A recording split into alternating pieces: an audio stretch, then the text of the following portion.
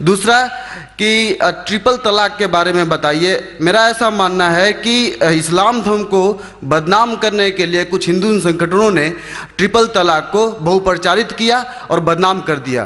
بھارت کے جن جن میں یہ ماننا ہے کہ مسلمان عورتوں کے ساتھ اچھا ویوہار نہیں کیا جاتا، خاص کر ٹرپل طلاق کو لے کے. میں چاہتا ہوں کہ اس پر اسپشٹ کریں.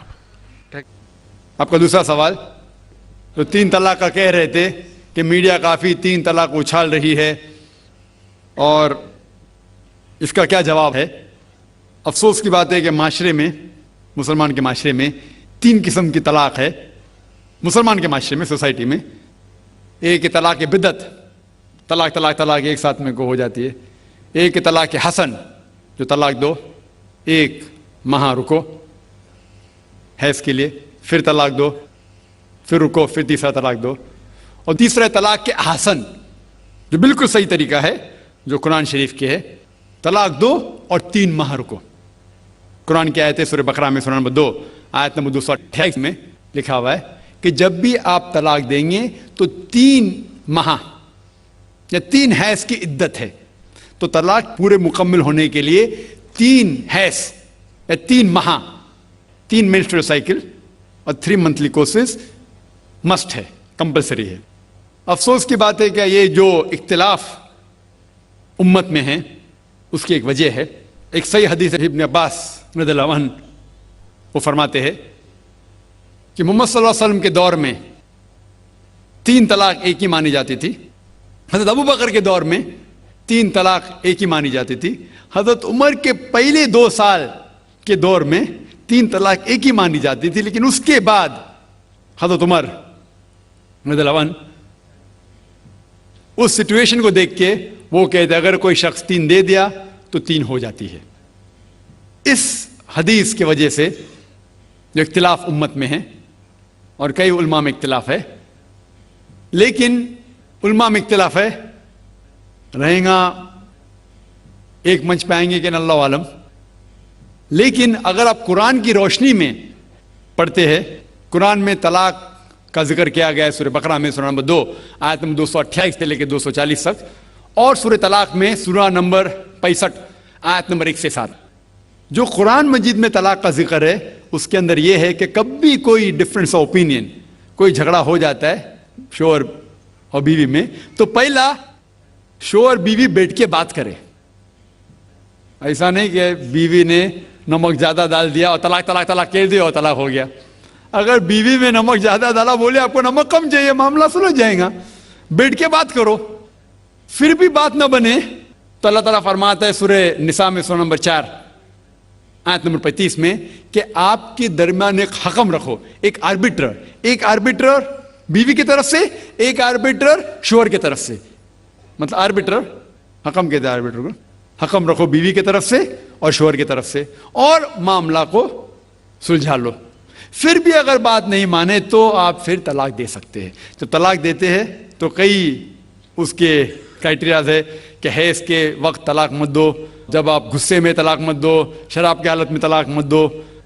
اس کے بعد جب طلاق دیا جاتا ہے تو 3 ماہ رکنا چاہیے. طلاق کے احسن ہیں جو بالکل صحیح طریقہ ہے. طلاق دو اور 3 ماہ رکو، اور 3 ماہ کے اندر اگر آپ رجوع کرنا چاہتے ہیں اپنے بیوی سے تو رجوع ہو سکتے الحمدللہ. اگر 3 ماہ تک آپ سمجھتے نہیں مجھے میرے بیوی سے الگ ہونا ہی چاہیے، تو 3 ماہ کے بعد، عدت گزرنے کے بعد، آپ دونوں میاں بیوی نہیں رہتے، آپ الگ ہو جاتے. لیکن اس کے بعد اکثر مسلمان بھی نہیں جانتے یہ قرآن کی آیت کیا ہے. قرآن شریف میں لکھا ہوا ہے سورہ بقرہ میں، سورہ نمبر 2 آیت نمبر 232 میں کہ اگر وہ شخص اپنی پرانی بیوی سے پھر سے شادی کرنا چاہتا ہے تو مت روکیے. تو اگر طلاق ہو چکا ہے صحیح طریقے سے، طلاق کے احسن کے طریقے سے، اور 3 ماہ ہو گئے، عدت گزر گئی، 6 مہینے بعد اگر لگا بھائی جو میں نے کیا غلط کیا، میں پھر سے شادی کرنا چاہتا ہے، تو وہ آدمی اپنی پرانی بیوی سے پھر سے نکاح کر سکتا ہے، لیکن نیا نکاح، نیا مہر. نیا نکاح نیا میرج جو کئی مسلمان نہیں جانتے. افسوس کی بات ہے کہ ہم مسلمان قرآن کو ترجمے کے ساتھ پڑھے ہی نہیں, صحیح حدیث کو ترجمے کے ساتھ پڑھے ہی نہیں. اگر ہم قرآن شریف کو صحیح طریقے سے پڑھیں گے اور صحیح حدیث پہ عمل کریں گے تو یہ جو غلط فہمیاں ہیں دور ہوئیں گی. اور پھر سے اگر شادی ہوئی پھر سے آپ ساتھ میں رہ سکتے, پھر سے پرابلم ہوا تو پھر طلاق دو, پھر 3 ماہ رکو, پھر سے الگ ہو جاؤ, پھر سے آپ چاہتے پھر سے شادی کر سکتے. 3 بار جائز ہے, تیسرے بار آخری بار ہے, اس کے بعد آپ پھر سے شادی نہیں کر سکتے جب تک وہ دوسری کسی سے شادی نہیں کرے.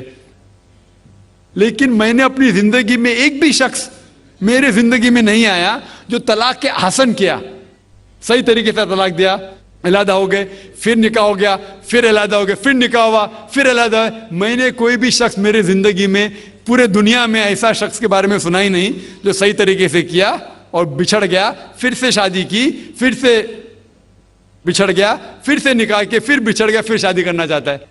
اگر آپ صحیح طریقے سے قرآن کے اوپر عمل کریں گے تو یہ نوبت آئیں گی نہیں. اور کچھ لوگ جو اسلام کو مذاق بنائیں اور کیا کہتے کہ اچھا اگر ایک ساتھ میں دے دیے, 3 طلاق دے دیے, ہو گئی, ابھی کیا حلالہ کرو. قرآن کہتا ہے 3 طلاق ایک ساتھ میں بھی دیں گے تو ایک ہی ہوتی ہے. محمد صلی اللہ علیہ وسلم کے وقت پہ 3 بھی ایک ساتھ میں دینا ایک ہی ہوتا تھا. حضرت ابو بکر کے ٹائم میں بھی 3 طلاق ایک ہی ہوتا تھا. حضرت عمر کے دور میں لوگ جو کہتے 3 طلاق 3 ہوتی ہے, کئی علماء کہتے ہیں کہ ان نے یہ اپنے فتوے پہ رجوع کیے اور انہیں افسوس تھا کہ یہ فتویٰ انہیں دیے, اور کئی لوگ کہتے نہیں ان کا فتویٰ صحیح تھا. اس میں امت کا اختلاف ہے.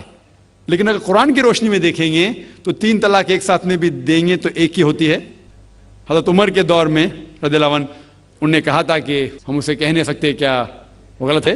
لیکن علماء یہ کہتے ہیں, مثال کے طور پر ابن تیمیہ, شیخ ابن تیمیہ, وہ کہتے ہیں کہ یہ حضرت عمر میں اللہ بھی پلیز رضی اللہ عنہ, وہ محمد صلی اللہ علیہ وسلم نے جو کہا اس کے اوپر نہیں ہے, اسی لیے ہمیں بات ماننا چاہیے قرآن اور اللہ کے رسول کی.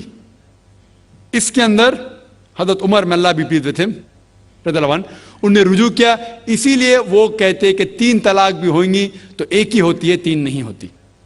اس میں امت کا اختلاف اس لیے ہے کہ ہم نے قرآن پڑھے ہی نہیں. ہم اگر قرآن پڑھیں گے صحیح طریقے سے اور جانے, کئی لوگ یہ سمجھتے ہیں کہ طلاق کے لیے 3 بار بولنا ضروری ہے, اگر 3 بار نہیں کہیں گے طلاق ہوتی ہی نہیں. وہ ان کی نادانی ہے, وہ ان کی جہالت ہے. تو ہمیں کیا کرنا چاہیے, یہ میڈیا اچھال رہی ہے, ہم مسلمانوں کو یہ طلاق کا طریقہ جو صحیح طریقہ ہے طلاق کے حسن, اس کو عام کرنا چاہیے اور یہ کہنا چاہیے کس بنیاد پہ طلاق دی جا سکتی ہے, کب دی جا سکتی ہے, کیسے موقع پہ دی جا سکتی ہے, دینا چاہیے کہ نہیں. تو یہ سب اگر ہم مسلمان عام کریں گے تو انشاءاللہ یہ اختلاف جو امت میں ہے وہ نہیں رہیں گا, اور میڈیا اسے اچھال رہی ہے.